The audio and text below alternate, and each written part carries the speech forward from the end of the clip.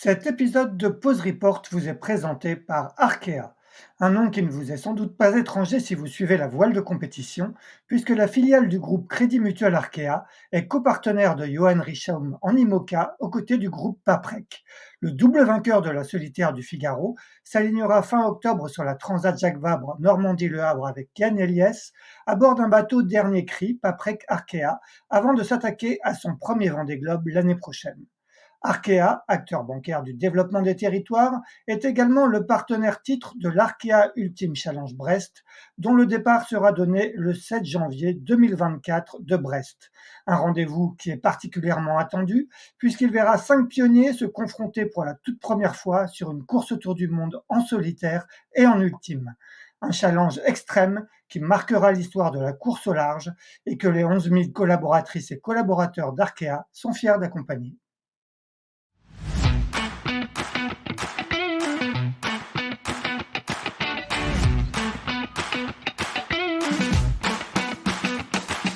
Bonjour, vous écoutez Pause Report, le podcast qui décrypte et analyse chaque semaine l'actualité de la voile de compétition. Pause Report est produit par Tip & Shaft, le média des professionnels et des passionnés de voile de compétition. Tip & Shaft, ce sont 2 newsletters hebdomadaires en français et en anglais, des podcasts, des formations, un studio de production de contenu, une plateforme de vidéos à la demande Sailors, ainsi qu'un festival du film que vous pouvez retrouver sur tipandshaft.com. Je suis Axel Capron et je vous souhaite la bienvenue dans Pause Report.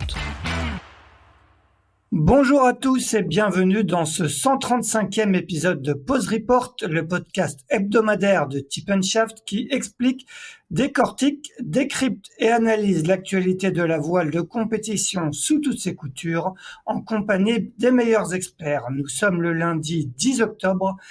Il est exactement 18h28 et nous allons revenir aujourd'hui sur la première étape de la Boulangère Mini Transat, dont l'épilogue a eu lieu jeudi dernier du côté de Santa Cruz de la Palma aux Canaries. Pour refaire le match de cette première étape, nous recevons le directeur de course de la Mini Transat, toujours fidèle au poste. Je veux bien sûr parler de Denis Hugues. Salut Denis. Bonjour à tous. Nos 2 autres invités ont fait partie des principaux animateurs de cette première étape. Le deuxième en catégorie proto, c'est Victor Mathieu qui a pris donc la 2e place sur le 967 Celeris Informatique. Salut Victor. Salut.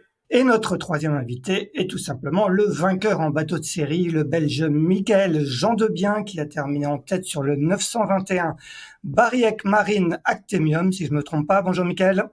Bonjour à tous. Eh bien, messieurs, juste avant de revenir dans le détail de cette première étape qui aura été passionnante à suivre, j'en rappelle les podiums en proto et en série. Celui en série a d'ailleurs été chamboulé dimanche suite à des décisions du jury. Du côté des protos, la victoire est revenue après 9 jours et presque 20 heures de course à l'Espagnol Carlos Manera sur son plan manuel à foil, Xucla, devant Victor Mathieu sur un plan raison et Julien Letissier également sur un plan raison Frérot Blanchet. En série, c'est donc Michael Gendebien qui s'est imposé sur un Pogo 3 qui date de 2016, si je me trompe pas. Le deuxième sur la ligne, Justin Barada, ayant été pénalisé de 24 heures pour une collision au large du Portugal avec Damien Fleury, a été déclassé. La 2e place est donc revenue à Titouan Kivigère sur un autre Pogo 3, Les Extraordinaires. Le podium étant complété par un 3e Pogo 3, Callisto et Aérofab, mené par Bruno Lemunier. Le départ de la 2e étape entre les Canaries et Saint-François en Guadeloupe sera donné le samedi 28 octobre. Voilà pour cette courte présentation. On va commencer avec vous, messieurs les skippers, Michael, Victor. Avant de refaire le match de cette première étape, comment on se sent 4 jours après l'arrivée d'une étape qui aura duré presque 10 jours? Je ne sais pas qui veut commencer. Moi, je viens commencer, Michael, ici. L'arrivée après une course aussi longue, c'est toujours un bonheur de retrouver un matelas, un lit qui bouge pas, des repas croustillants, des fruits frais et tout ça. Donc, j'avoue que c'est toujours un plaisir et un soulagement de revenir à terre et de se reposer. D'autant plus quand on arrive bien classé comme ça s'est passé pour moi. Donc c'est un état d'esprit de repos et de soulagement d'arriver ici à Santa Cruz de la Palma. J'y étais jamais venu et c'est une très jolie ville. Et de ton côté, Victor, est-ce que tu es reposé après 4 jours ou il y a encore un peu de dette de sommeil?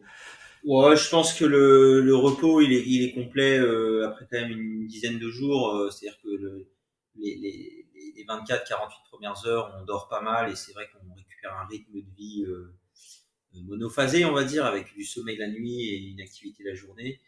Maintenant, ça met quand même, on met une petite dizaine de jours, je pense, pour vraiment récupérer d'une course comme celle-ci avec beaucoup d'intensité. Et puis c'est vrai que pour rebondir un peu sur ce que disait Michael, moi j'ai vraiment bien apprécié l'arrivée aux Canaries parce que ça nous change un peu de ce qu'on fait toute l'année en Bretagne ou en Vendée. Et là on arrive, on est dépaysé, quoi. Donc cette arrivée sur cette île qui est très jolie quand même, c'est assez sympa. Et le directeur de course, comment il se sent? Le dernier arrivé, je crois, a coupé la ligne hier, Denis, c'est bien ça? Oui, tout à fait, hein. Donc, le directeur de course, ils sont soulagés parce que tous les concurrents sont pratiquement arrivés. On a eu que 3 abandons sur la première étape, ce qui n'est pas beaucoup. Assez fiers de la flotte Mini dans son ensemble, parce que c'est vrai qu'ils sont partis avec des conditions météo qui étaient annoncées musclées au Cap Finistère. Donc on avait mis un waypoint justement pour pouvoir les cantonner un petit peu dans le sud du Golfe pour les protéger un peu plus de la grosse mer et des grosses rafales, et que tous les concurrents ont très bien appréhendé ces 2 coups de vent là, et c'était vraiment une grande satisfaction pour le directeur de course. Justement, on va revenir, ben, on va recommencer à refaire le fil de cette étape. Départ qui était prévu le dimanche 24 septembre, reporté au lundi 25 septembre. Denis, est-ce que tu peux nous rappeler un peu les raisons de ce report et du coup de la décision de mettre un waypoint au nord de Riron, au nord des côtes espagnoles? Bah, on savait qu'il y avait quand même un front qui allait passer au moins 3 jours avant, hein, donc le but c'était de pas les envoyer dans le front tout de suite parce qu'il y a eu, je pense, pas mal de dégâts matériels. Et le but du jeu, c'est quand même d'amener le maximum de coureurs à Saint-François, hein. C'est l'aboutissement d'un rêve et du travail de 2 ans pour beaucoup de concurrents. Et donc après, on n'avait pas beaucoup de lisibilité sur ce qui allait se passer à la fin de la semaine. L'Atlantique, à ce moment-là, était quand même très très actif, avec des dépressions tropicales qui revenaient, qui se recreusaient. Et là, on a vu avec Christian Dumar et Basile, son associé, une petite fenêtre, à condition de mettre un waypoint à 45 000, 50 000 au nord de Riron. Et donc, on a saisi tout de suite cette opportunité-là.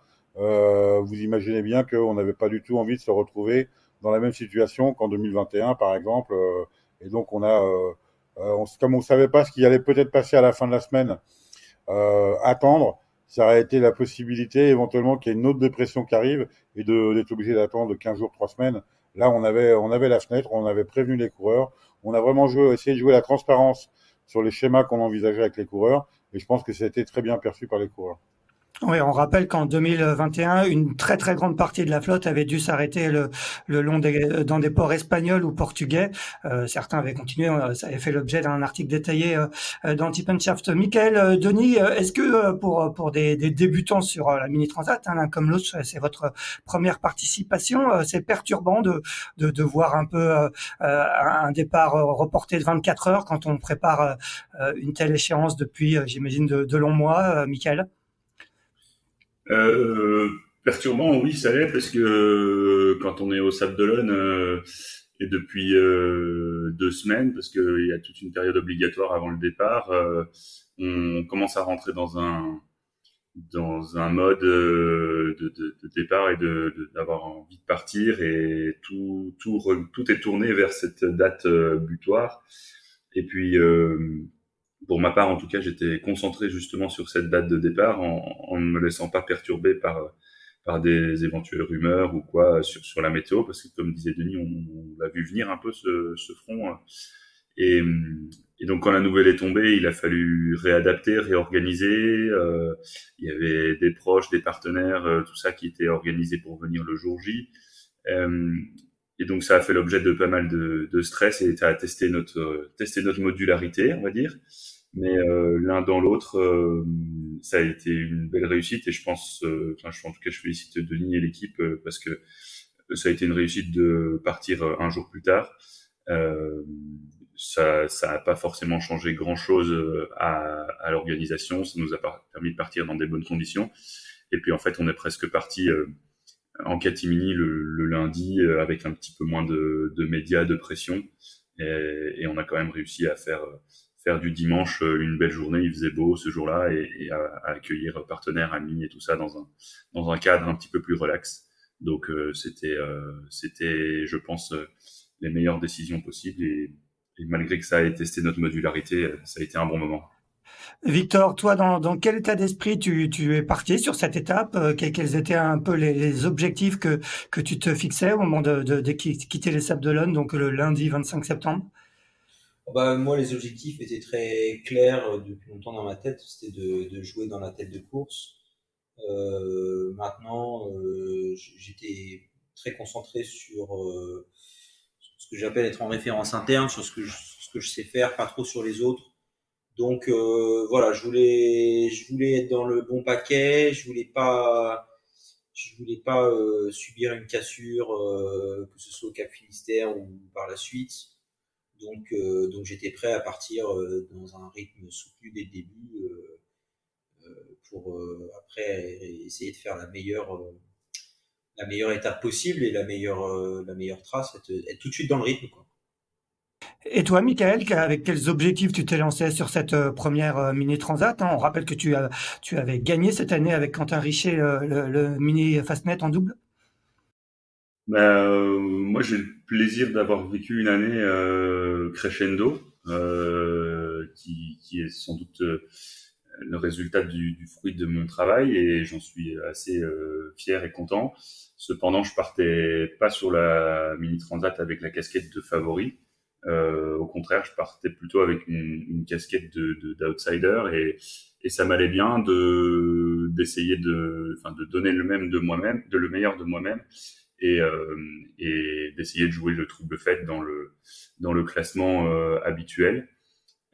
Au-delà de la petite du petit front avec du temps de la météo un peu forte, je savais que potentiellement il y avait des zones, en tout cas que les alizés portugais allaient pas forcément être établis comme certains l'auraient espéré et que ce genre de situation pouvait m'être profitable.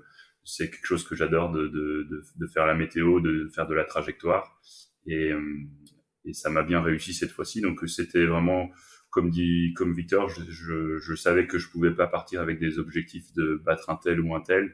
Je me focalisais sur moi-même, sur ma préparation, sur ce que je sais faire de mieux. Et je suis parti dans des bonnes conditions mentales, physiques et, et voilà. Puis la suite on en discute après. Exactement. On va parler de ces options-là le long du Portugal qui auront été décisives sur cette première étape. Denis, début de course plutôt dans du petit temps dans le golfe de Gascogne. Pour un directeur de course, c'est plutôt rassurant de lancer la flotte dans ces conditions. Ah bah tout à fait, hein. C'est sûr qu'on n'a pas le même stress quand on lance la flotte dans des conditions de 15 à 17 nœuds de vent que de 25 à 30 nœuds de vent. Donc ça c'est évident. Après on savait aussi que du vent ils allaient en prendre. Donc je trouvais que c'était plutôt assez intéressant de partir dans des conditions pas trop fortes, que les marins puissent justement s'amariner, parce que souvent avec le stress, il y a pas mal de marins qui sont et de marines qui sont un peu malades. Ça fait partie aussi du jeu, hein. C'est comme c'est comme le track pour les artistes, hein. Et donc c'est plutôt rassurant. Et puis de voir que tout le monde, qu'il n'y ait pas eu de gros accrochages au départ, de voir que tout le monde prenait un petit peu sa ligne entre guillemets. Ah oui, il y avait, c'est vrai il y avait tout pour nous rassurer au niveau de la direction de course, hein. Victor, tu abondes un peu dans ce que dit Denis. C'est pour se mettre en jambe sur sa première mini transat, c'est quand même mieux de s'élancer dans des conditions comme celles que vous avez eues sur les 24-36 premières heures de course. Bah, c'est sûr que c'est, je pense, profitable. C'est mieux dans l'intérêt du plus grand nombre, de la flotte. Après, moi personnellement, ça m'aurait pas dérangé justement un départ dans du vent fort, c'est tout de suite plus difficile dans la tête pour tout le monde, mais ça fait aussi un peu un tri qui permet voilà, si on est bien dedans, de tout de suite faire le trou. Donc moi je trouve que les deux, en tant que coureur, c'est vrai que je préfère partir dans des conditions difficiles. Maintenant, pour le déroulé d'une belle course, bah c'est quand même plus sympa, comme dit Denis, quand tout le monde prend sa ligne au départ, qu'il n'y a pas de casse. Et c'est vrai que bon, c'était. Oui, moi, j'y rajouterais quand même que je préfère le tri fait par le talent des coureurs que par la casse mécanique. Ouais, bien sûr. Ouais. Michael, toi, comment tu t'es senti un peu sur ce début de course, sur cette traversée du golfe de Gascogne, où la flotte a plutôt suivi une même trajectoire jusqu'au waypoint de Riron. Comment ça s'est passé pour toi ce début de course? Ça s'est passé bien. J'ai pas trop subi l'effet track. J'étais tout de suite dans mon match, comme on l'a dit là, pour moi en tout cas jusqu'au DST Finistère, donc jusqu'au waypoint puis au DST. Ma feuille de match, elle était relativement claire et la trajectoire était connue, donc il suffisait de partir, de bien régler le bateau et de faire ce qu'on savait faire de mieux. Pour cette partie du segment, je retiendrai la descente folle jusqu'au waypoint en pleine nuit où l'angle de vent s'est progressivement refermé et, euh, et j'ai successivement changé de voile avec des transitions que je pense avoir jamais fait aussi rapidement. Donc je me félicite d'avoir fait un début de course qui était dans les objectifs de ce que je savais faire. Et quand je passe le waypoint de Riron, j'ai encore la tête de flotte largement apportée à IS. Et donc c'était preuve que j'ai fait quelque chose de pas trop bien, enfin de pas trop mal sur le début. Victor, c'est aussi ton cas, hein, d'entrée, tu es dans le paquet de tête, donc vous passez ce waypoint, vous vous approchez du Cap Finistère. Est-ce que à l'approche de ce cap toujours un petit peu redouté, il y a des stratégies qui se mettent en place? Est-ce qu'on hésite entre intérieur ADST, extérieur DST, ou quelle était un peu la stratégie que toi tu t'étais fixée? Non, là il y avait clairement pas beaucoup d'options. Enfin, je pense que l'option météo était très claire. Il fallait passer intérieur DST. Il n'y avait pas trop d'intérêt de passer à l'extérieur. Et le début de la course, les 2 premiers jours, il fallait juste être. Enfin voilà, il fallait mettre une très grosse intensité pour tenir les bonnes vitesses et rester. Je pense qu'il fallait arriver dans la tête de flotte au Cap Finistère, puisque il y avait quand même la possibilité que ça parte un peu par devant par la suite.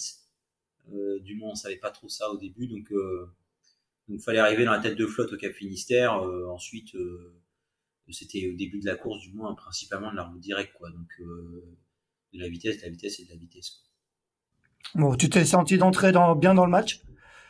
Ouais, bah moi c'était un peu un objectif personnel que je m'étais fixé, mais dans mes concurrents, je sais qu'il y en a qui sont très rapides, que je trouve plus rapides que moi en général, ou du moins qui sont capables de mettre une intensité assez dingue.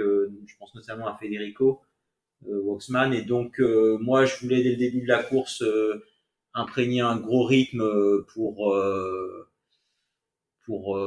mettre un petit coup mentalement, enfin pour montrer que j'étais là, quoi. Et puis ça fait partie un peu du jeu.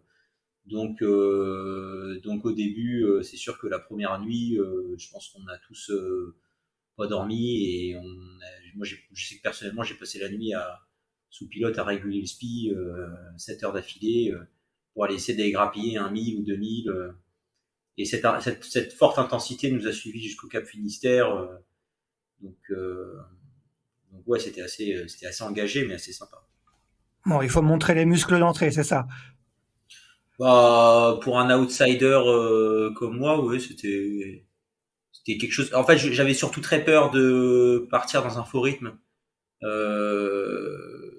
et donc je voulais tout de suite euh, mettre un peu quitte à me mettre en sur-régime, voilà, risquer d'être un peu en sur-régime, mais pour au moins être sûr d'être avec le bon groupe et, dans un vrai rythme dès le début. Denis, quelles ont été un peu les conditions qu'a rencontré la flotte au Cap Finistère? Est-ce que ça a été on va demander après aux marins, bien évidemment, mais est-ce que ça a été un Cap Finistère fidèle à sa réputation, musclé? Oui, oui, je crois qu'il a été assez fidèle à sa réputation, en tout cas à celle qu'on connaît depuis maintenant quelques années sur la première étape de la Mini Transat. Et donc c'est pour ça qu'en fait il y avait des solutions pour les concurrents éventuellement qui le sentaient pas, qui voyaient trop de mer ou trop de vent, trop de rafales, de pouvoir aller se planquer dans un port espagnol. Hein. C'était une des possibilités qu'on envisageait aussi. Bon, il y a eu 2 arrêts à Rérone, mais pas pour des questions météo, pour des problèmes techniques. Et après, effectivement, ceux qui sont passés un peu plus au large ont connu des conditions de mer beaucoup plus fortes que ceux qui sont passés vraiment à terre, avec aussi des conditions de vent plus fortes au large qu'à terre, hein, avec des rafales plus importantes au large. Et bon, ceux qui sont partis au large, c'est qu'ils savaient en connaissance de cause ce qui les attendait, mais ils savaient aussi qu'ils avaient la possibilité de piquer au sud pour essayer d'aller se protéger un petit peu. Donc quelque part, je trouve que les marins ont très très bien géré le passage du Cap Finistère.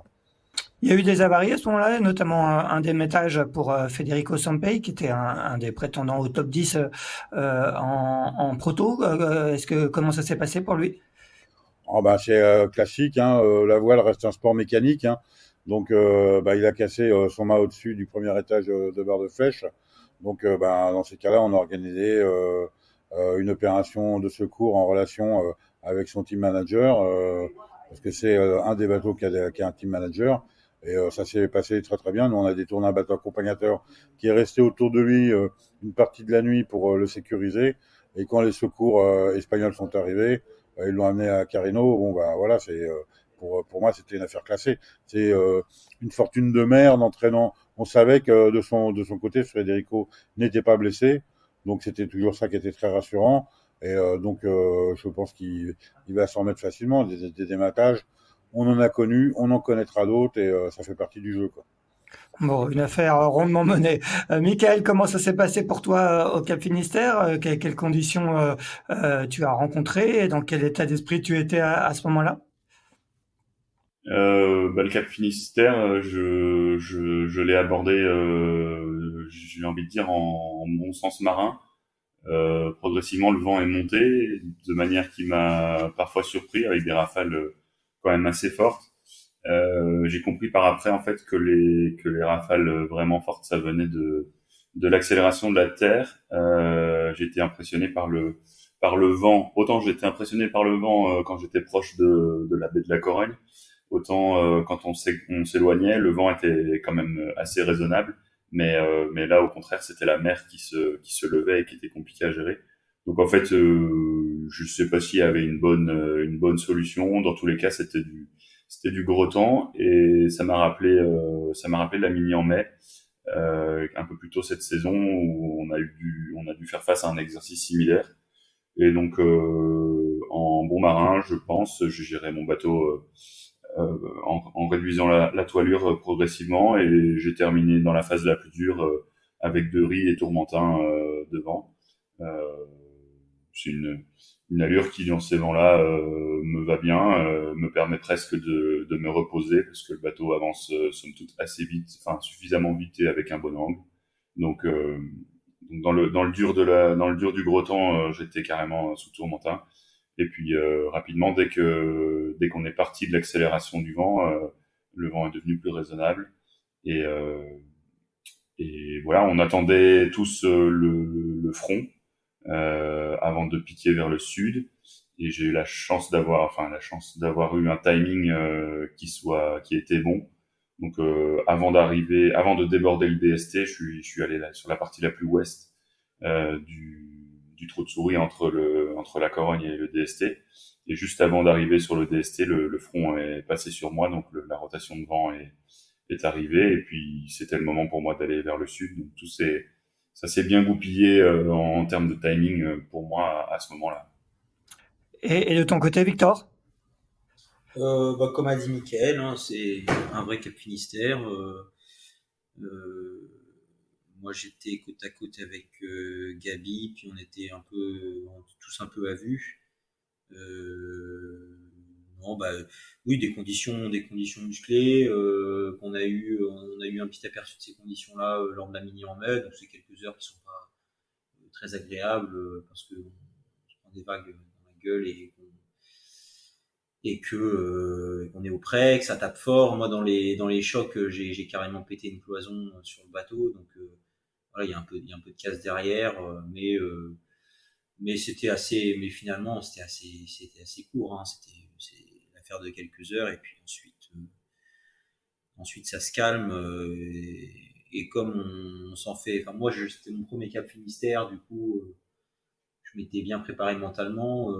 Finalement, ça m'a pas semblé aussi extrême que ça. Je pense pas qu'on ait eu des conditions grâce à Denis et à la direction de course qui nous a fait passer au sud. Finalement, on a quand même évité le gros du front. Donc, on a eu des conditions qui étaient fortes, mais manœuvrables.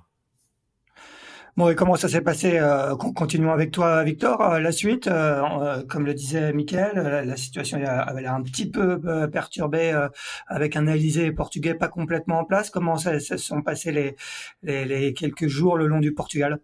Le premier jour, oui, c'est sûr que on avait des conditions qui étaient un peu molles, des alizés qui étaient pas du tout établis, donc il fallait aller chercher un peu des options à droite à gauche, puis surtout essayer de faire fonctionner le bateau dans ces conditions un peu molles.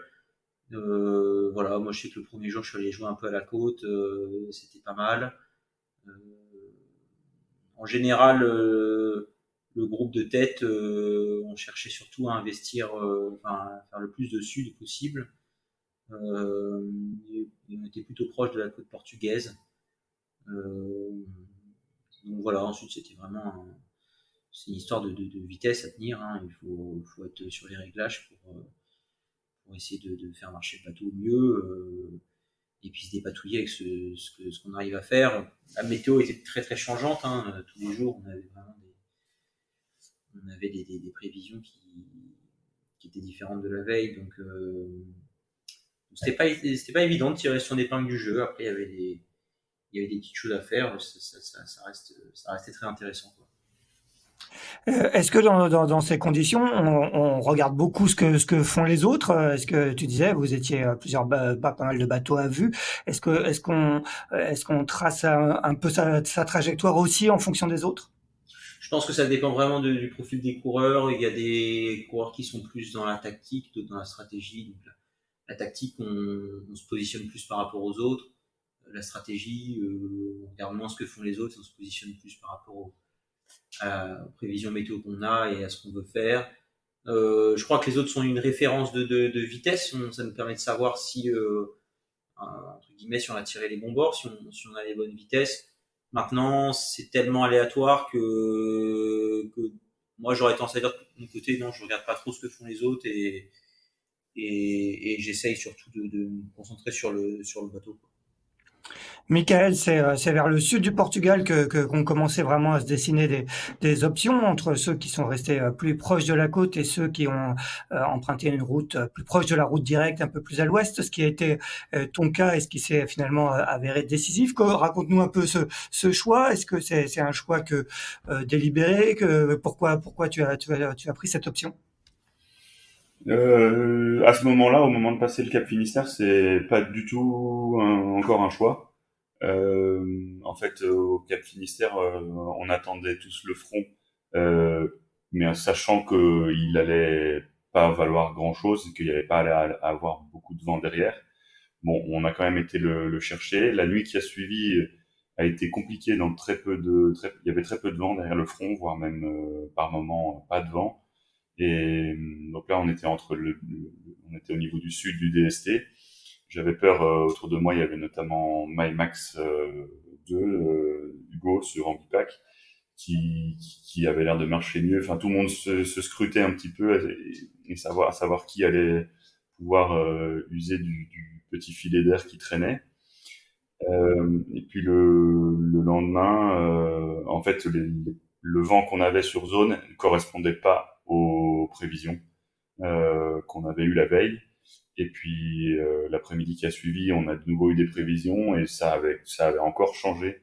Donc en fait, dans ces conditions-là, moi, je m'étais pas fait de grands films avec des grandes prévisions à plusieurs jours en disant je vais aller à l'ouest. À ce moment-là, je réfléchis que à faire de la route et faire de la route au plus proche de ce que je suis capable de faire. Donc je voulais ni investir vers la côte ni vers l'ouest. Je suis resté sur une option plutôt centrale. Et ce n'est qu'après 1 ou 2 ou 3 jours que les conditions météo ont commencé à ressembler à ce qui était annoncé. Et c'est à partir de ce moment-là que j'ai commencé à avoir confiance dans les prévisions à plusieurs jours. Et c'est à ce moment-là que je me suis extirpé de la trajectoire du groupe principal et que j'ai plutôt orienté les traves à l'ouest. Mais au moment de passer le DST Finistère, c'était pas clair dans ma tête. Ouais, Il y a- c'était C'était pas pas un choix limpide. délibéré. Ouais, Non, ouais. et puis on a eu 2 jours là qui ont suivi le passage du DST où carrément on a eu des phénomènes que je pourrais caractériser de vraiment local avec une pleine après-midi où il fait tout bleu et en fin d'après-midi, je sais pas si c'est la chaleur ou quelque chose, mais il y a une nappe de nuages qui est arrivée sur nous et en l'espace de 3-4 heures, on a été alimenté d'un vent de 15 à 17 nœuds, mais qui a, sur 3-4 heures, a balayé 200 degrés d'angle. Donc, on sentait que c'était quelque chose de très local et j'ai usé de ce genre de mécanisme, enfin, de météo local pour juste aller vers l'objectif. J'ai pas essayé d'être gourmand en suivant ce genre de phénomène météo. J'ai juste essayé d'aller tout droit vers l'objectif jusqu'à avoir confiance dans le modèle météo annoncé. Denis, depuis la Terre, toi, tu travailles avec Christian Dumarc, qui est aussi le spécialiste, le spécialiste météo de cette course depuis de pas mal d'éditions comme toi. Est-ce que à ce moment-là, vous commencez à voir des options se dessiner? Comment vous avez vu ça, vous, depuis la Terre? Bah, déjà, on voyait effectivement, comme le dit Michael et Victor, que la situation au début était quand même très très instable et que d'un fichier à l'autre, ça pouvait bouger. Donc c'est vrai que nous, on donne une vacation quotidienne à tous les concurrents avec la météo, mais il faut pas oublier que ce ne sont que des prévisions. C'est pas forcément exactement ce qu'ils vont avoir et le discours de Michael et de Victor le montre bien. Et nous, on voyait effectivement que ça allait plutôt passer un peu dans l'ouest que à la côte, en tout cas dans la deuxième partie après Lisbonne, que il fallait pas trop rester collé à la côte. Après, c'est toujours facile à dire de terre et on n'est pas sur les bateaux. Il y a des petits phénomènes, comme le disait Michael, qui se trouvent sur l'eau, qui sont très très compliqués pour les météorologues, même s'ils sont très bons à appréhender, parce que ça dure très peu de temps et donc c'est pas modélisable. Et donc après, c'est les concurrents sur l'eau qui sont le mieux à même d'appréhender les variations alors, on donne un schéma de situation générale et d'évolution sur 5 jours, mais le lendemain, ça peut être complètement différent, quoi. Victor, toi, de ton côté, à quel moment tu fais un peu ton choix de route, au moment où il faut pointer vers les Canaries, comme on disait, il y en a qui sont restés plus près de la côte. Toi, tu t'es à un moment un petit peu excentrique. À quel moment tu choisis ça et pourquoi? Moi, au début, je suis allé jouer à la côte avec le groupe, mais parce qu'il y avait des super phénomènes à aller chercher. Ensuite, ensuite, la situation restant ce qu'elle était, à savoir très incertaine, à un moment donné, euh, tous mes concurrents ont investi plutôt au sud et moi j'ai décidé de me recaler dans l'ouest euh, parce que je considère qu'il faut une très bonne raison pour s'écarter de la route directe et que là il n'y en avait pas, il n'y avait pas oui, il n'y avait pas une très bonne raison de s'écarter de la route directe. Donc j'ai préféré jouer la sécurité en un premier temps, un peu comme disait Mickaël, en faisant la route. Et puis ensuite, 24 heures plus tard, en fait, avec un peu de réussite, la prévision météo a donné raison à ceux qui étaient dans l'ouest. Donc là, moi, je savais que j'étais dans l'ouest, que mes concurrents étaient plutôt partis au sud. On nous a annoncé des alizés de nord-est. Donc là, là, tu sais que c'est jackpot, quoi. Ouais, et justement, c'est à ce moment-là que tu prends le pouvoir entre guillemets en série, en proto, pardon. Et à ce moment-là, tu sais que tu es premier. À quel moment tu sais que tu es premier? Et raconte-nous un peu après la descente qui a été plutôt assez rapide, avec là pour le coup une bonne vitesse sur ton bateau. Oh, je dirais pas que tu sais que t'es premier. Je sais que je suis idéalement placé. Maintenant, je suis idéalement placé par rapport au phénomène. Maintenant, les prévisions météo donnent quand même un peu plus de vent à mes concurrents qui sont dans les zones est. Et puis, c'est tellement incertain que je préfère, encore une fois, me concentrer sur faire marcher le bateau. Et je me dis pas du tout dans ma tête, ça y est, je suis premier. Je me dis juste, bon, je suis là où je veux être. Clairement, je préfère être là où je suis que là où ils sont. Et maintenant, je fais route directe vers les Canaries. Il n'y a plus qu'une chose à faire, c'est faire marcher le bateau. Et donc voilà, je sais que entre guillemets euh, la vitesse que je vais avoir pendant les prochaines 36-48 heures est déterminante pour faire le trou si possible. Mais j'ai aucune idée, par exemple, je sais que mes concurrents sont plus à l'est, mais est-ce qu'ils ont réussi à glisser plus au sud que je n'ai fait d'ouest? Est-ce qu'ils vont pas recroiser devant moi parce qu'ils se recalent à l'ouest? Et donc c'est vraiment compliqué de savoir. Disons que à ce moment-là, tu étais juste content de la position que tu as. Et puis je savais avec la courbure de l'anticyclone, j'avais sûrement un angle qui était un peu mieux pour descendre. Donc voilà, l'accumulation de ces choses-là me confortait dans l'idée que j'avais fait le bon placement. Ensuite, je m'étais vraiment dit, bon, la première fois que j'ai commencé à me dire que je suis premier, c'est quand je suis arrivé aux Canaries, que j'ai écouté la vacation de 15 heures, je crois, la veille de l'arrivée. Donc ça devait être quelque chose comme Ouais, ouais. le 4, Justement, deux. comme le 4 ou le 3, je sais plus exactement, mais je dirais le 3, ouais, la vacation du 3 à 15 heures, là, je comprends que j'ai dû mettre 20 000, j'ai 20 000 d'avance sur le deuxième, quelque chose comme ça, et là, je commence à me dire, bon, ça paye, quoi. Denis, justement, tu peux juste nous rappeler rapidement de quelles informations les marins disposent en mer, que ce soit au niveau de météo, tu disais que c'est vous qui leur donnez des bulletins, et au niveau des classements. Alors en fait, Christian Dumas nous envoie un bulletin météo en français et en anglais tous les matins, avec situation générale et évolution sur les 5 jours, et des prévisions par zone. Donc sur la première étape, on a gardé les zones météo classiques. Elles seront complètement différentes avec des noms spécifiques sur la deuxième étape parce que les zones sont trop grandes. Et ensuite, donc on fait cette situation générale, évolution et cette météo zone par zone. Et ensuite, on donne le classement. Et le classement, on ne le donne pas en longitude, latitude, on le donne en distance au but. Donc, les concurrents savent pas forcément où est exactement où sont leurs autres concurrents. Mais ils s'imaginent qu'ils sont à peu près par là, par là, par là. Voilà. Et c'est vrai que notamment sur l'arrivée, ça joue, ça peut jouer beaucoup. Comme là, on a eu des conditions très particulières hein, en ce moment à La Palma où il y a pratiquement pas de vent.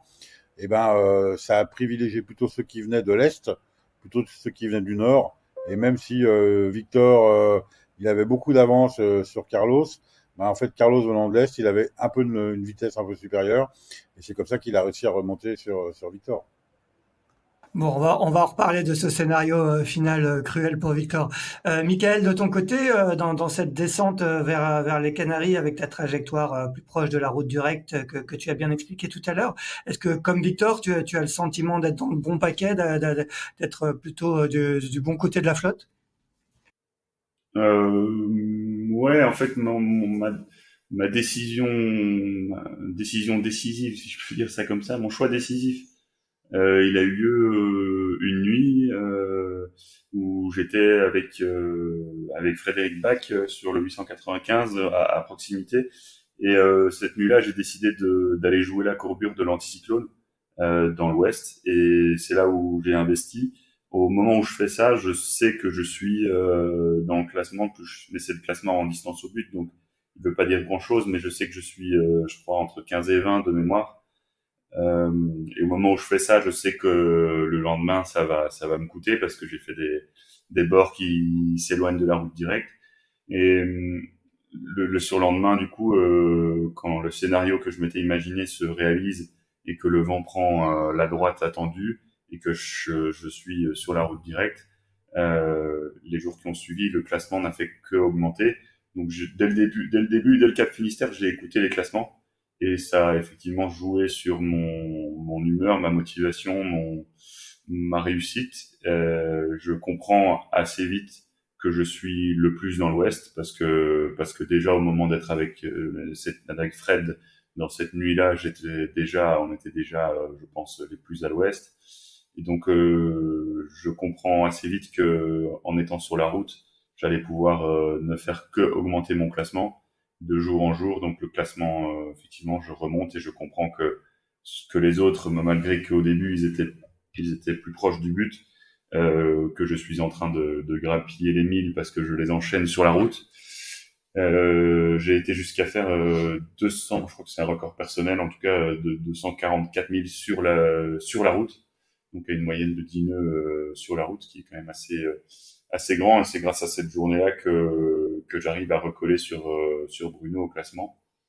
Et à partir de là, bah, se savoir premier, c'est quelque chose que j'avais pas vécu.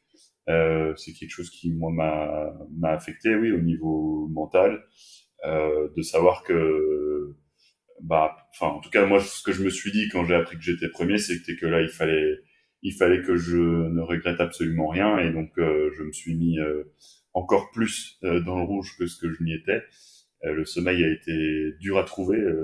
Il y a ce classement qui trotte dans la tête et qui empêche de s'endormir, euh, mais mais qui donnait quand même enfin, qui donnait énormément de motivation. Et je j'ai pas changé ma façon de naviguer, j'ai tout donné. Et le dénouement est celui qu'on a connu, d'arriver sur l'île avec quelques surprises, mais voilà, l'état d'esprit, le classement effectivement a de l'importance. Il y a une espèce d'euphorie qui s'installe quand on voit, quand on passe 20, 19, 18, 17, quand on gagne des places tous les jours, dans quel état d'esprit t'étais? Ouais, c'est ça, c'est une euphorie, et en même temps, après le fait d'avoir noté son numéro et son classement dans son calepin, euh, il faut relativiser, et comme l'ont dit des générations de ministres que j'ai écoutés avant, le fameux adage moral stable, euh, de pas s'enflammer sur le fait que qu'on a grappillé les places et que tout se déroule comme prévu, et que idéalement on est premier. Non, c'est rester moral stable, parce que la route est encore longue, que forcément l'erreur est humaine, et que qu'il faut plus on se laisse aller dans un réjouissement et dans un haut, plus le bas suivant peut être brutal. Donc on essaye de relativiser et de rester sérieux, concentré, et on lâchera l'euphorie à la fin. Bon, bah justement, Victor, il va nous parler des hauts et des bas. Victor, donc tu avais, toi, une quarantaine de milles d'avance sur tes poursuivants à un peu plus de 24 heures du départ. Après, tu as dû te recaler vers l'est, donc par rapport à tes concurrents, donc ce qui explique que tu avais un peu moins d'avance. Tu avais quand même, comme tu le disais tout à l'heure, une vingtaine de milles d'avance sur tes poursuivants à l'approche des Canaries. Qu'est-ce qui s'est alors passé? Raconte-nous un petit peu ces dernières heures qui ont dû être bien longues à bord de ton bateau. Ouais, moi c'est quelque chose que je trouve qui est difficile à gérer, la place de premier, parce que d'un coup on a quelque chose à perdre. C'est un peu bête, mais j'ai eu du mal du coup à rester en référence interne à partir du moment où ça s'est confirmé que j'avais la première place. Donc la dernière journée c'était un peu l'enfer. J'avais l'impression de tout mal faire, tout le temps à regarder derrière soi pour savoir si les autres sont pas en train de remonter. Je pense que c'est vraiment quelque chose qui s'apprend, et que j'ai pas eu suffisamment l'occasion de travailler, si je puis dire.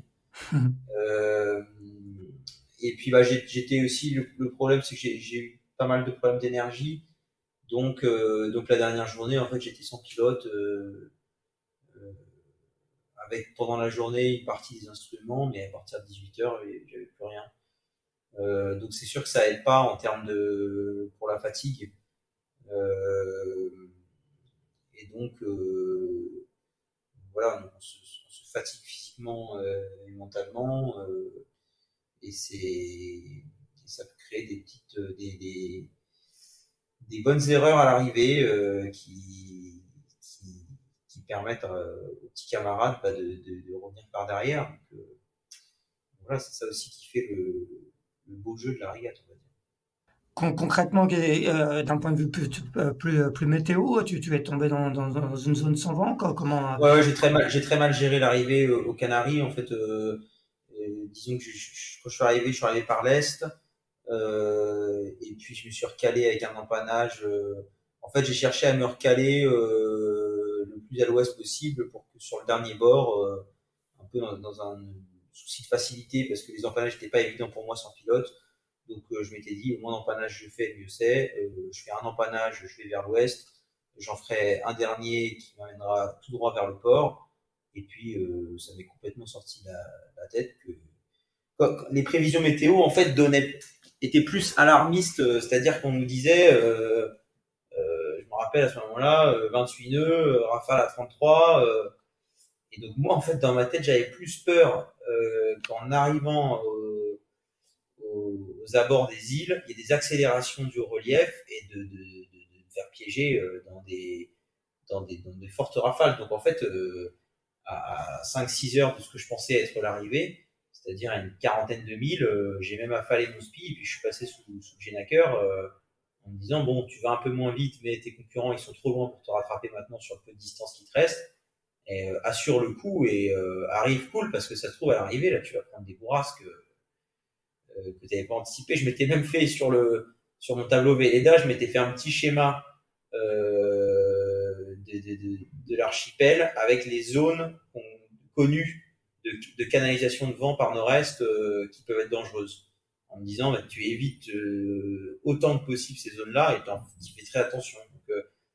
Donc dans ma tête, c'était tout l'inverse. J'étais dans un schéma complètement différent, quoi. Moi, je pensais que j'allais arriver dans du confort et que limite le passage de ligne, ça allait être un peu rock'n'roll. Voilà, pas du tout. D'ailleurs, j'avais pas d'instrument allumé quand j'ai commencé à rentrer dans le dévent. Et j'étais à la barre, j'étais fatigué. Et à un moment, j'ai mis un peu de temps à réaliser que le bateau allait pas aussi vite que ce qu'il devrait, quoi. Je me suis dit, c'est bizarre. Donc, j'ai rallumé vite fait les instruments juste pour avoir une donnée vent, quoi. Puis là, j'ai vu qu'il y avait plus que 12 nœuds de vent. Le bateau marchait à 8 nœuds ou 7 nœuds. Là, c'est panique à bord parce qu'on se dit, tiens, pourquoi le vent il tombe? Les autres, quand on les voit, continuaient à être à 15 nœuds, donc en fait, ils nous rattrapent. Et puis, ça, avec la fatigue, on gère mal la suite, tout simplement. Ouais, on comprend bien comment la fatigue peut faire perdre un peu de lucidité. Comment tu les as vécu du coup dans la tête, comment tu as vécu un peu ce retournement de situation? C'est dur à vivre ou bon, finalement tu coupes la ligne avec seulement 10 minutes de retard sur Carlos Manera, tu relativises? Oui, sur les dernières heures sont dures à vivre parce qu'en fait, bon, la dernière journée, comme j'avais de l'avance, je commence un peu à me faire le film de la victoire. On peut pas s'en empêcher, je pense. Et puis je me voyais arriver à 23 heures. Donc dans ma tête, à partir de 18 heures sans pilote, je me dis, bon Victor, tu te sors les doigts, il n'y a plus grand chose à faire. Il reste 5 heures à la barre à tenir. Tu les tiens. Et puis c'est facile, c'est tout droit. Et tu vas couper la ligne. Et là, tu pourras tomber dans le coma, dormir et terminer, quoi. Et en fait, le fait de buter dans la molle, déjà, c'est dur, sans parler des autres, c'est dur parce que d'un coup, on ralentit et on comprend que l'arrivée, ça va pas être 23 heures, quoi. En fait, l'arrivée, ça va être 4 heures du matin, qu'il va falloir batailler dans la pétole, peut-être faire des changements de voile sans pilote. Autant dire, dans le noir, on n'avait pas de lune, c'était galère, quoi. Et donc ça, c'était dur dans la tête, le fait déjà de se dire qu'on va pas arriver tout de suite. Et puis ensuite, on voit les autres venir. Et là, on est un peu... il y a parfois un peu ce sentiment un peu d'injustice. On a l'impression qu'il y a un mec qui, j'avais dit ça à l'arrivée, qu'il y a un mec se fout de notre gueule un peu là-haut, quoi. En rigolant, quoi, parce que je dis, c'est pas possible. Et puis tu t'oscilles un peu quand même entre cet état-là, mais qui, je pense, est plus dû à la fatigue Et puis en même temps, c'est de te ressaisir en te disant, attends, tu sais dans quoi tu t'es engagé, la régate c'est comme ça, c'est jamais terminé, donc tu te remobilises et jusqu'au bout, tu te bats, tu te bats, tu te bats, tu te bats. Donc, voilà, je me suis battu jusqu'à la ligne. Après, je veux dire, je suis très content. Enfin, je trouve ça très bien que ça Carlos qui passe devant. C'est le jeu de la régate. C'est pour ça qu'on en fait aussi. C'est le beau jeu de la régate. Carlos qui j'apprécie beaucoup et il a navigué très proprement. En fait, il a été tout simplement plus intelligent et meilleur que moi sur la fin. Donc c'est beau aussi de se dire que qu'un concurrent peut revenir de 50 000 de derrière et chipper entre guillemets la première place parce qu'il a mieux joué le truc. Quoi. Ouais, bien Donc, sûr. Ouais.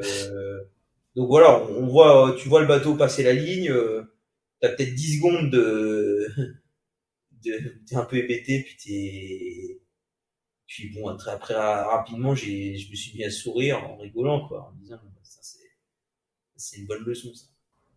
Denis, vu de la Terre toujours, est-ce que vous l'avez vu arriver ce scénario? Est-ce que ça a été une surprise pour toi? Bah, on le voyait déjà un peu arriver, cette espèce de bulle sur la Palma. On voyait qu'on n'avait pas du tout de vent, alors qu'en général, il y a plutôt un secteur de nord-est qui peut souffler assez fort, d'ailleurs, effectivement.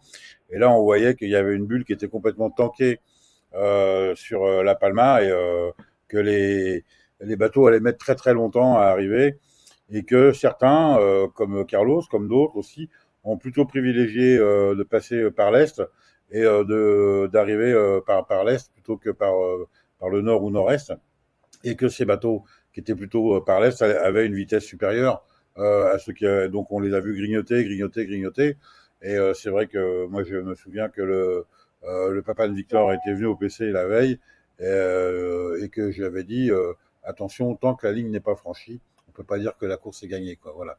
Donc je sais que pour Victor qui avait fait une très très belle course, c'était un peu, j'imagine que ça devait être très très pénible quand on se bat et qu'on marche à 2 nœuds et demi et qu'on est à même pas 20 000 de la ligne.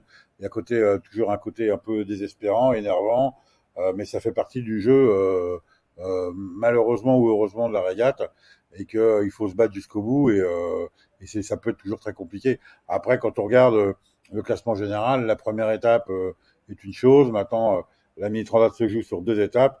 Il va encore se passer beaucoup, beaucoup de choses sur la deuxième étape. Donc, rien n'est jamais perdu pour personne.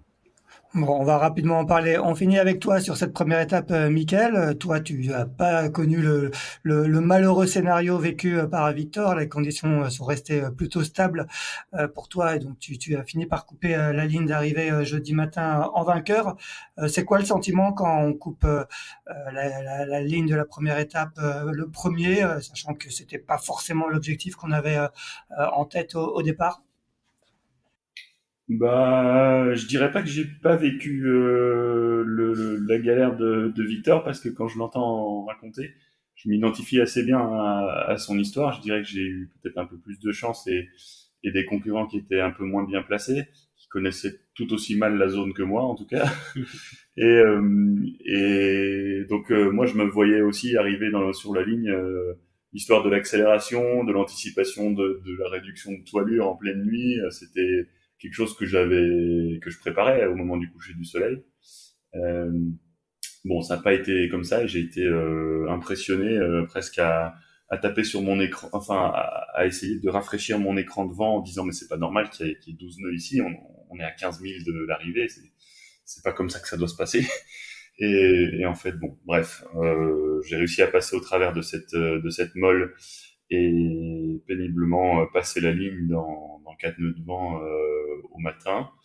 Le sentiment qui m'habite, il est complexe, il est mêlé de satisfaction parce que je viens de faire quelque chose de grand et quelque chose qui dont je m'y attendais pas forcément.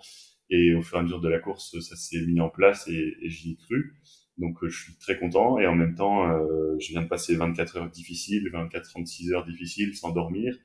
La patience avec moi-même en termes de réglage et comme dit Victor, je commençais à faire presque n'importe quoi, à pas être content de ce que je faisais. Assez vite tout ça s'efface et c'est quand même le bonheur et le soulagement de passer la ligne. Et le sommet des émotions pour moi, ça a été de passer le Maul du port et de me rendre compte que sur le ponton, il y a de la famille qui a fait le déplacement pour m'accueillir, alors que c'était pas prévu. Donc c'est à partir de ce moment-là où vraiment c'est l'émotion de l'arrivée, du bonheur, du soulagement d'être arrivé qui prend place. Denis, est-ce que la victoire de Michael est une surprise pour toi? Bon, bah, un petit peu, mais après, moi, j'ai pas l'habitude de donner des favoris. C'est toujours un exercice que je sais pas faire en tant que directeur de course. J'estime que la course appartient aux coureurs, elle appartient pas aux gens qui sont autour.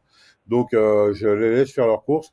Mais c'est vrai que on a vu sur plusieurs éditions hein, des gens qui se révélaient sur la mini transat et d'autres qui étaient des favoris qui étaient un peu déçus. Ça fait partie du jeu. Et là, on est vraiment dans le jeu de la course au large et pas de la régate de 2 jours. Donc, justement, il y en a qui se révèlent après 6 jours de mer et d'autres un petit peu moins. Il y a des coups de mou, il y a des erreurs stratégiques, il y a des erreurs de manœuvre. Et tout ça, il faut l'appréhender. Et c'est très bien, justement, que des fois, les cartes soient rebattues, quoi. Michael, on va finir en se projetant un petit peu vers la deuxième étape. Hein. Le départ, c'est pas maintenant, c'est le 28 octobre à destination de Saint-François en Guadeloupe. Tu vas passer maintenant de la position d'outsider à celle de chassé, hein, surtout que les écarts sont quand même assez importants. Je crois que tu as terminé avec 4 heures d'avance sur ton dauphin, 5 heures sur le troisième, Bruno Leminier. Et surtout, il y a certains favoris qui sont relégués à plus de 15 heures, voire pour certains à plus d'une journée. Comment tu te prépares à vivre cette position de chassé? Est-ce qu'il faut arriver à en faire abstraction? Oui, je travaille à en faire abstraction. La réjouissance, je vais essayer de la laisser ici au moment de partir de La Palma. J'ai passé je me réjouis d'être arrivé ici en vainqueur, mais la moitié de la course n'est même pas franchie. C'est bien une course en temps cumulé et il y a une meute de skippers plus talentueux les uns que les autres qui ont des heures à rattraper et qui ont la motivation pour les rattraper. Donc oui, j'ai un peu peur. Je vais essayer de voir mon avance pas trop fondre comme neige au soleil, mais ça va pas changer ma manière de naviguer. Au contraire, justement, je vais essayer de les garder dans un coin de ma poche, 16 heures d'avance, de les utiliser comme un joker, mais ma façon de naviguer va pas changer et je ne vais pas faire de trajectoire parce que si ou parce que ça, ils sont nombreux derrière à vouloir arriver vainqueur en Guadeloupe. Je ne me fais pas de film non plus. C'est pas parce que je suis arrivé vainqueur ici que je pense arriver vainqueur là-bas, ou bien au contraire. Justement, le portant VMG fait partie des allures que j'ai mis du temps à travailler et c'est une allure que j'ai travaillé encore cette année, qui n'est pas ma favorite, ni celle dans laquelle j'excelle. Donc, je vais tenter juste de faire le mieux, de naviguer, de prendre du plaisir. Ça reste mon objectif premier et de réaliser mon rêve en arrivant de l'autre côté. Et s'il peut rester quelques heures d'avance dans ma poche en arrivant de l'autre côté, bah, tant mieux, ce sera gagné, mais l'objectif reste bien d'arriver entier et satisfait de l'autre côté. Bon, c'est tout ce qu'on te souhaite. Victor, de ton côté, les classements sont plus serrés en proto. Hein. Je crois que vous êtes 9 en un peu plus de 4 heures. Il y a pas mal de favoris encore qui sont dans le coup. Comment tu vas aborder cette étape? Tu disais, j'ai lu un peu tes réactions juste en arrivant au ponton sur cette première étape. Tu disais que tu avais l'impression d'avoir trouvé des clés sur ton bateau sur cette première étape. Est-ce que ce résultat, même si le scénario a été un petit peu défavorable, te met en confiance pour la deuxième étape? Ouais, je pense que comme tu as dit, nous en proto, les écarts sont très faibles, donc en fait, la course, c'est comme si elle repartait à zéro. Il n'y a clairement pas d'avantage à arriver deuxième ou cinquième. Par contre, là où je suis rassuré, c'est que je me rends compte que j'arrive au portant à faire à peu près les mêmes vitesses que mes concurrents. Donc ensuite, voilà, je vais partir avec exactement les mêmes objectifs que sur la première étape, savoir être à 100% de ce que je sais faire, profiter, être content de mes trajectoires sur l'eau. Je pense que ça va pas. Je pars vraiment dans le même état d'esprit. Pour moi, ça va pas vraiment changer grand-chose ce résultat. Je suis content d'être. En fait, je m'étais fixé comme objectif d'être dans le match pour le général à la fin de cette première étape. Donc, c'est le cas. Donc, je suis arrivé 9 minutes après le premier ou 3 heures après. Pour moi, c'est un peu la même chose. La deuxième place, c'était la cerise sur le gâteau, mais ça va absolument pas impacter les objectifs que je me suis fixés, ni ma manière d'aborder l'étape 2. Sauf que j'ai peut-être un peu mieux travaillé l'arrivée en Guadeloupe. On l'espère pour toi. Voilà. Bon, t'as le temps, t'as 2 grosses semaines pour travailler. J'ai quelques grosses semaines et il y a des gens très bien ici et très gentils. Denis, on va finir avec toi. Quand tu vois, toi, les écarts qu'il y a à l'arrivée de cette première étape, donc qui sont pas très importants en proto, qu'ils sont plus en série, surtout pour quelques marins qui prétendaient, qui visaient un top 10 et voire un podium au départ de cette édition de la Boulangère Mini Transat. Qu'est-ce que ça t'inspire, toi, ces écarts? Je crois que ceux qui ont raté la première étape, il faut absolument qu'ils l'oublient et qu'ils partent sur la deuxième avec une seule étape et après ils verront bien à l'arrivée. Et par contre, c'est vrai qu'en prototype, les écarts sont plus serrés et je pense que ça va vraiment se battre sur l'Atlantique et il y aura certainement beaucoup de coups à jouer avec des phases de transition, peut-être des ruptures d'alizé, on sait jamais ce qui peut se passer, c'est déjà arrivé. Je pense qu'il y a encore des belles bagarres en perspective et ça va toujours être très très intéressant à suivre les deux catégories. Et combien de partants des Canaries le 28 octobre? Là, on a été 90 au départ, on a eu 3 abandons, donc on va partir avec 87 bateaux. Eh ben très bien. Messieurs, merci. Rendez-vous donc le samedi 28 octobre pour le départ de cette seconde étape de la Boulangère Mini Transat qu'on suivra avec assiduité. Merci à tous les trois. Bonne préparation de cette deuxième étape. Bon repos parce que il y a encore sans doute un peu de fatigue pour vous trois. Et quant à nous, on se retrouve la semaine prochaine, mardi prochain, pour un 136e épisode de Pause Report. Merci. Bonne soirée à tous. Merci beaucoup. Merci beaucoup. Bonne journée à toi.